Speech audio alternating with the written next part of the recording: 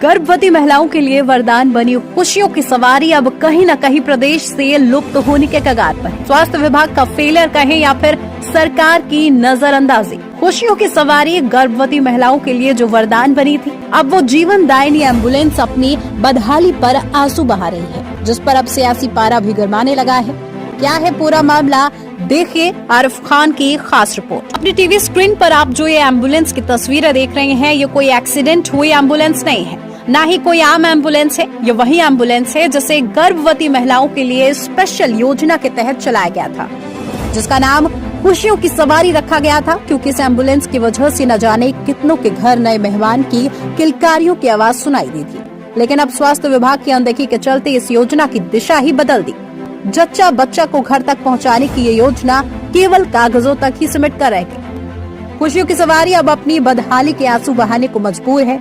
साल 2011 में किराए के वाहनों पर चालू हुई योजना इतनी सफल रही कि सरकार 2013 में वाहनों को खरीदकर योजना का संचालन करने लगी।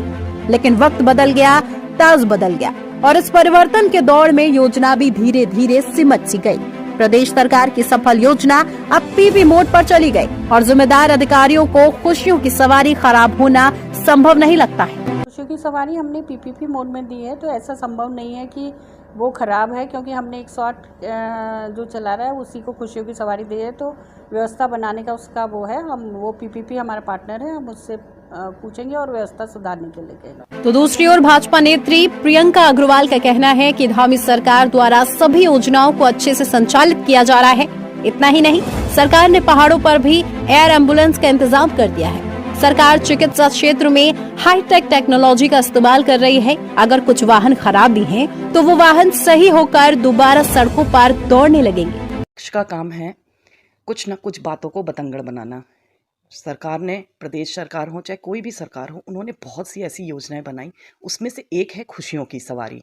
चिकित्सा के क्षेत्र में धामी सरकार ने कितने अच्छी अच्छी योजनाएं लाए हैं। यह आप पहाड़ों के एरिया में जाके देखिए, वहाँ पे सड़कें नहीं हैं तो उन्होंने एयर एम्बुलेंस चला दी है, ठीक, और कितनी कितनी हाईटेक टेक्नोलॉजी यूज़ कर रहे हैं।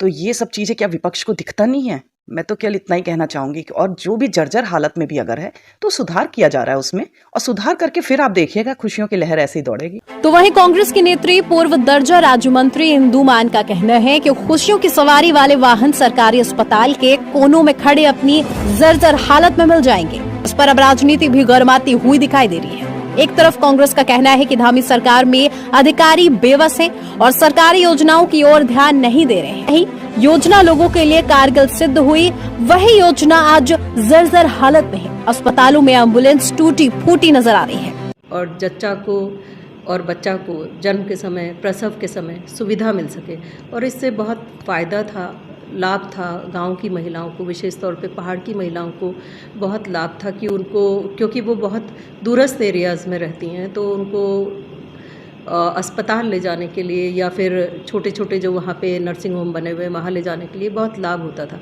लेकिन पूरी व्यवस्था जो ये एम्बुलेंसेस की है बिल्कुल जर्जर हालत में है।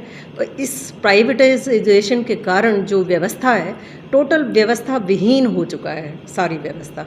और खुद देखिए, बोल नहीं सकते हैं, लेकिन सारे अधिकारी भी, मुझे ऐसा एहसास होता है बात करने पर कि कहीं ना कहीं वो अपने आप को असहाय पाते हैं।